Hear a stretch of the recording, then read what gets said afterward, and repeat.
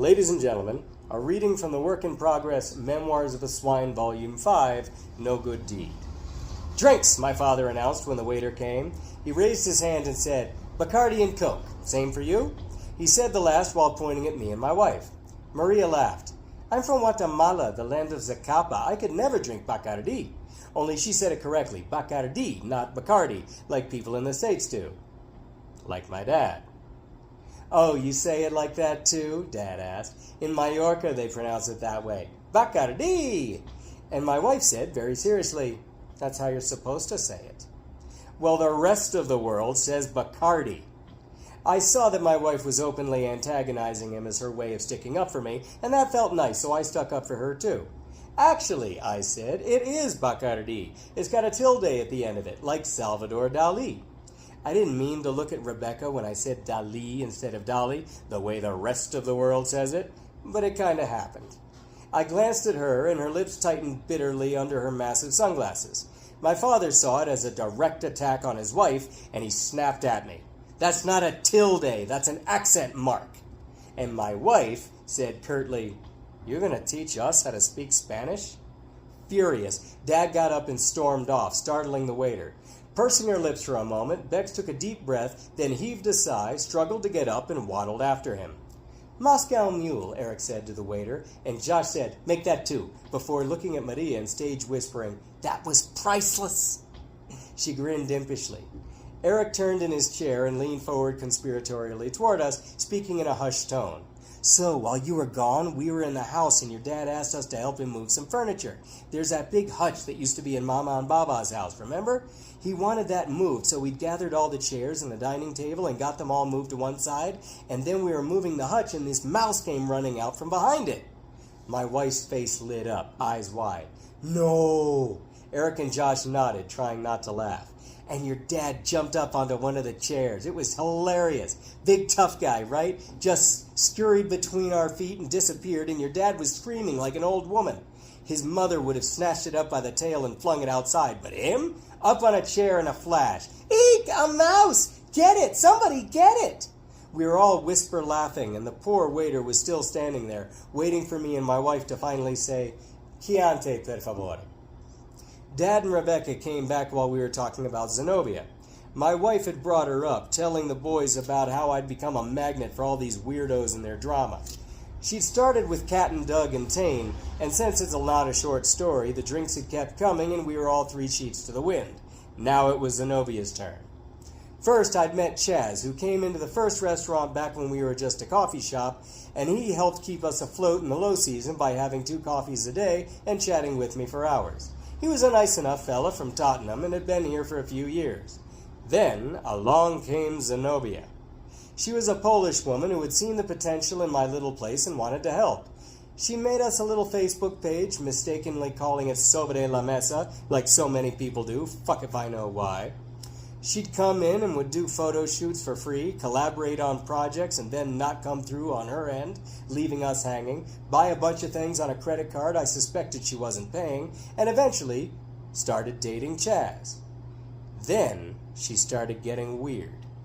Chaz came in one day, kind of like Doug would a year later, telling me that she'd stolen his passport and hidden it somewhere, along with all of his money, so he wouldn't leave her.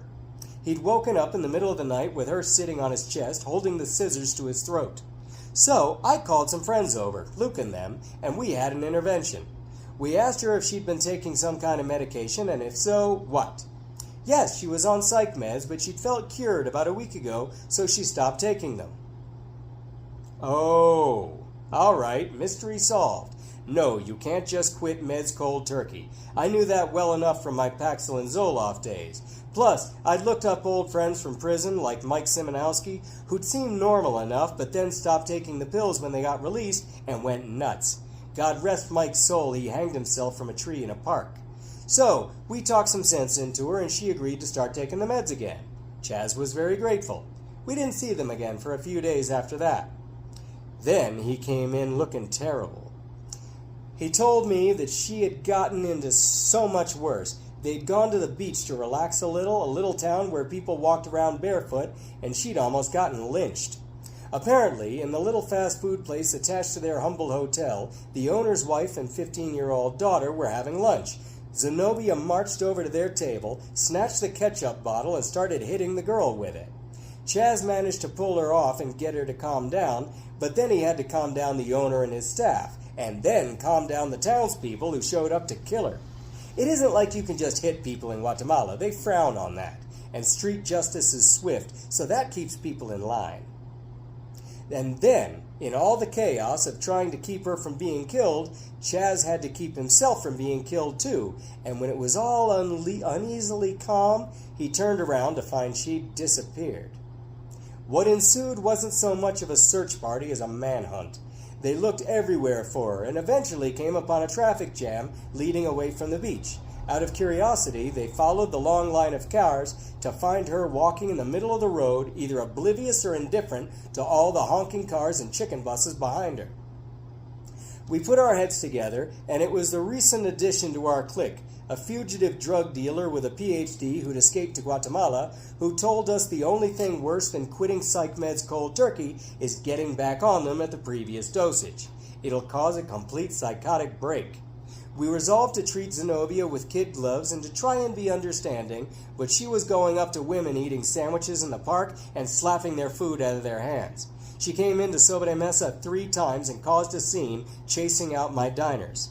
When I called a policewoman over instead of helping me, she sided with Zenobia because I was obviously at fault, somehow, being a man. While the officer was trying to tell me how wrong I was, Zenobia started jumping up and singing shrilly, "Ay, ay, ay, ay, ay," before trying to drop kick me in the face. I grabbed her foot and pushed, making her sit down hard on the sidewalk, and that did not help to win me over with the policewoman. Anyway, long story short, too late! I called more police to come and arrest Zenobia. They told me they were so glad that I was willing to denounce her because they'd gotten a lot of complaints, but no one was willing to step up and press charges. It isn't like the U.S. where the state can charge you sick ways from Sunday. Someone has to be willing to come downtown and sit there all freaking day until 10 p.m. to book the perp. So, they still didn't want to lay hands on her. It took her assaulting them when she was surrounded in the street to finally light the fire under them. They took her to the little jail on the edge of town, and the police captain took one look at her and said, "Let her go." "What?" the other cops asked. "But sir, she's a danger." "Don't care, not my problem. Last thing I need is the U.S. Embassy giving me trouble." That's when I spoke up. "Excuse me, she's not from the U.S. She's from Poland." "What? What did you say? Poland? Well, that's entirely different." All of a sudden, there was no difficulty in booking her. I was promised they would deport her immediately and that I'd no cause to worry. I would never see her again. I made it home late that night, but felt I could finally relax. The next afternoon, in came Chaz. "So, I went to check up on her," he said. "Yeah?" I asked, trying not to sound like I didn't care. "They wanted to release her into my care." "What?" "Yeah, she kept him up all night screaming, so they'd rather be rid of her. The public defender went in to try and interview her. Zenobia spat in her face." "Jesus Christ!" "Yeah, I told him I was absolutely do not want her released. I just want her to tell me where my passport and money are hidden. And she knew I'd be gone in a flash if she told me, so she was trying to convince her, so I was trying to convince her I need my passport to get money wired to bail her out, but she wasn't having it though." I let out a deep sigh, and there was an uncomfortable pause. Finally, Chaz says what he said he'd come to say. "I ought to mention the public defender, the woman. She says it's obvious you're Zenobia's lover." "What?" "Yep, that's her theory." "How the fuck could she think that?" "Well, remember I said Zenobia was screaming all night? She was screaming your name." This is the part in the story where everyone in my family stared at me as if there was a part I wasn't admitting. As if the odds were, yeah, I was her lover, because that's the kind of stupid thing I would do. That's the kind of trash I would sleep with. I felt more than a little offended that they were looking at me that way. "Guys," I said, "she was probably screaming my name because I'd had her frickin' arrested. If someone had me arrested when I was whacked out from psych meds, I'd be screaming their name too." "No, you wouldn't," my dad said. Sigh. "Why not, Dad?" Well, I don't know what you would do. You'd probably ham it up, put on a big show, because that's what you always do. Try to blame your behavior on some pill. But the truth is, those things are all placebos. What? They are absolutely not. Oh, yes, they are. All those so-called effects, all they are, they're in your head. Ha ha, Dad. Yes, it's all in your head. Because they're psych meds. They affect your brain. Shush, Johnny. Don't try to be cute. It's all psychosomatic and you're trying to give it validity, but it's all a big act. No, Dad, it's not. When I was on Paxil, it never affected me the way you described. When your mother made me take it, I didn't feel a thing. Well, how long were you on it? What dosage? I definitely felt it. It was wonderful at first, but it became horrific. No, you were role-playing. You just wanted to feel it. Jesus Christ Almighty. When I was in space, I said, reminding myself to be calm, they would switch me to different pills to see what would happen, to see how they'd interact with one another, and that's what they call clinical trials. Some would make me angry, and I get super mad about stuff like the letter C. You know, C has either a K sound or an S sound, but we already have a K and an S, so what do we need another letter for? Pissed me off. The next day, I was furious over the British shooting Boers who tried to surrender. They didn't have rations for prisoners and didn't want to keep prisoners anyway, and they couldn't just let them go after they'd seen their encampment, so they just summarily executed them. Pissed me off. I'm not even a Boer. I don't have a dog in that fight, you know, the war that happened over 100 years ago.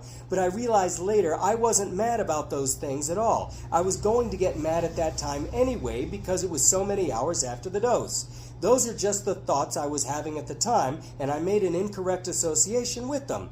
And I think that's why these chicks on the internet are recording themselves having meltdowns in their cars over something they saw that makes them angry. They're not angry over what they saw or heard on the radio. They're all medicated and flipping out because of it. But also, there was this other pill that made me have fake epiphanies. Whatever chemical it is that lights up that part of your brain when the secrets of the universe are revealed to you, it was going mad, making me think that I was on the verge of some great, profound understanding. But I wasn't understanding anything at the time. It just felt out of reach. That made me realize it was my brain thinking I was understanding something, and it would be a very powerful tool for someone if they gave me this pill and were showing me some kind of narrative they wanted me to believe. Pause. Then, no, Dad said. That never happened to me. Anyway, I went on, resolving to ignore him, the cops wanted Zenobia out, so they kept trying to release her into anybody's recognizance. It was a lie that they'd deport her, I found out, because deporting someone costs money. You can't just stick someone on a plane across the world for free with someone to guard them. And Guatemala's a third world country. Poland's poor too, so who's going to pay for it? They ended up sending her to the hospital for the criminally insane. I was happy because she was out of my hair for good. No more coming into sobremesa, screaming and sweeping people's food off of the table to shatter on the floor. No more chasing customers out. No more spitting on me. But a week later, Chaz still hadn't found his passport and money, and he wanted to check up on her and make sure that she was all right. She had been his girlfriend after all, and that isn't something you can just drop and walk away from easily. Why not? Dad asked coldly, and I was caught off guard. Because there's a bond that formed between you? Fuck no. But whatever. So, I resumed, he went to the hospital, which it turns out is just a big warehouse with crazy people on the other side of a chain link fence. All of them bunched in together. From what he said about it, the place was awful. No attempt to cure people either. Just stick them all in together and forget them.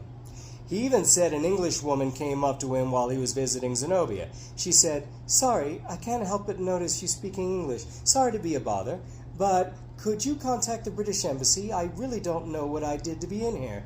There was a car accident, I was a passenger, I don't speak Spanish, and they brought me here. It's been months." "That's what they all say," Dad said, scoffing. "They'll tell you anything to get your sympathy. Behold, everyone, my father, the mental health expert." "So, what'd you do?" Eric asked.